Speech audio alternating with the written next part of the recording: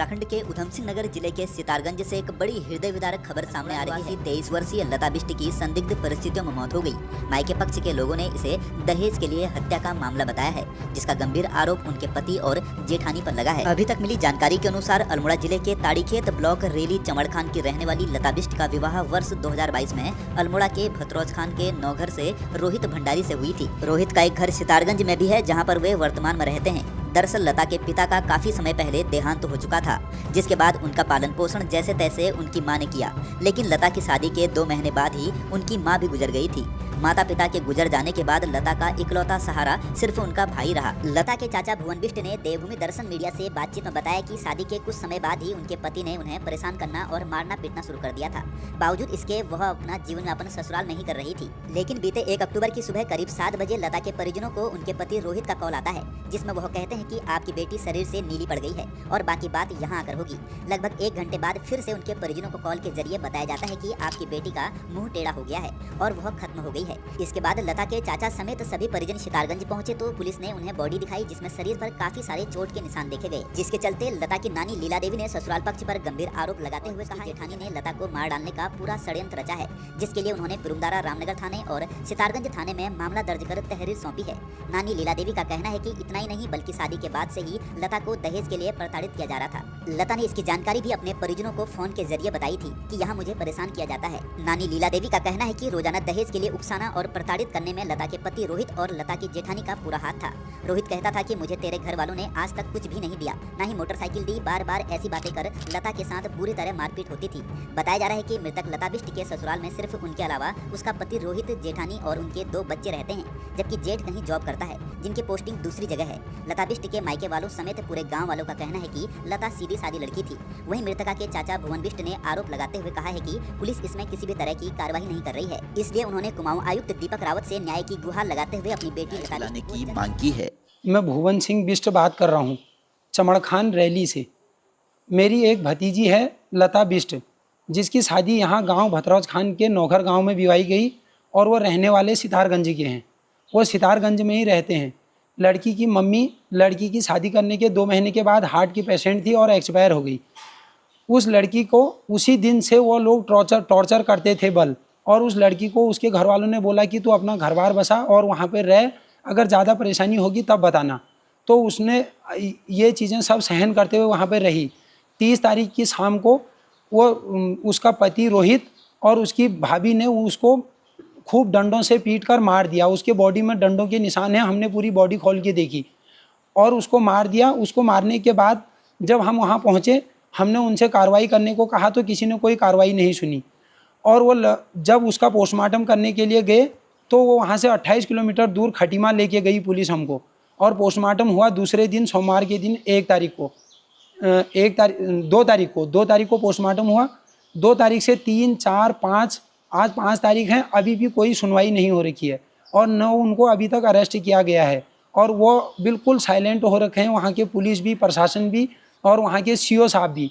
हमने अभी कोतवाल साहब से दिन में बात की, उनकी मेरे पास रिकॉर्डिंग है। जब मैंने उनसे दिन में बात की तो वो कह रहे हैं मैं यहाँ पे नहीं हूँ, और जब हमने वहाँ किसी अन्य आदमी से पूछा कि यहाँ पे कोतवाल साहब है नहीं है, तो कोतवाल साहब वहीं पे वहाँ अवेलेबल थे और CO साहब भी अवेलेबल थे, और अभी तक वो हमको रिपोर्ट नहीं दे रहे हैं और कोई सुनवाई नहीं हो रही है। लड़की मार दी, लड़की के पास मेरे पास वीडियो भी है और मेरे पास फ़ोटो भी है। जब हम उनसे बोल रहे हैं तो हमारी कोई सुनवाई नहीं हो रही है। ये है लड़की, ये ब्राइटनेस बढ़ाओ।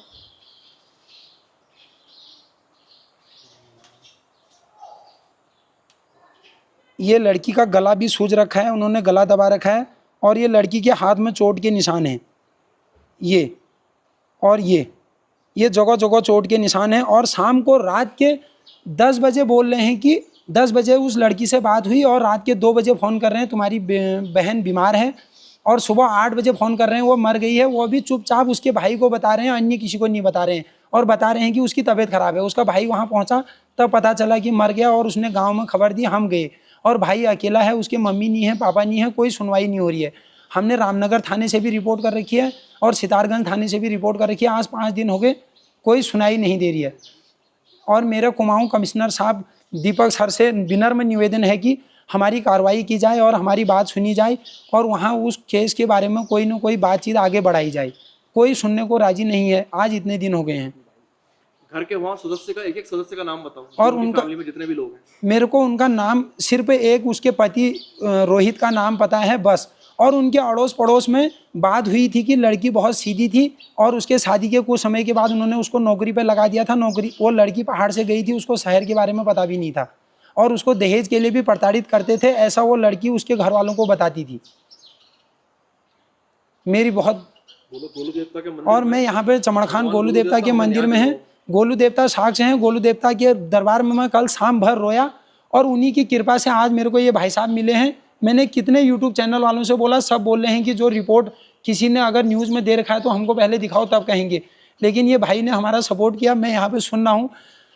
बहुत सीधी लड़की थी, आप किसी से भी पता कर सकते हैं। मैं इसीलिए इस बात पे पीछे पड़ा हूँ और कोई सुन नहीं रहा है। मेरी दीपक सर कुमाऊं कमिश्नर से बहुत बड़ा विनम्र निवेदन है कि आप कुछ मत करो, कार्रवाई करो, जो दोषी है उसको दंड दो बस, और बाकी कोई गुजारिश नहीं है। और अगर मेरे से कांटेक्ट होना चाहते हैं तो मेरा मोबाइल नंबर है 8860352412 8860352412। और वहाँ पे कोतवाली भी नहीं सुननी है, ना एक रिपोर्ट भी नहीं दी। उन्होंने बताया नहीं कि कैसे मर रखी है, जबकि निशान साफ हैं और कोई सुनवाई नहीं। लड़की है लता बिष्ट, मैं उसके बारे में आप लोगों को बताना चाहता हूँ। वो हमारे गांव से है और उसके मम्मी पापा नहीं है। उसकी माँ हार्ट की पेशेंट थी और अपनी बीमारी की वजह से उसने उसकी छोटी उम्र में शादी कर दी थी और वह बालिग थी।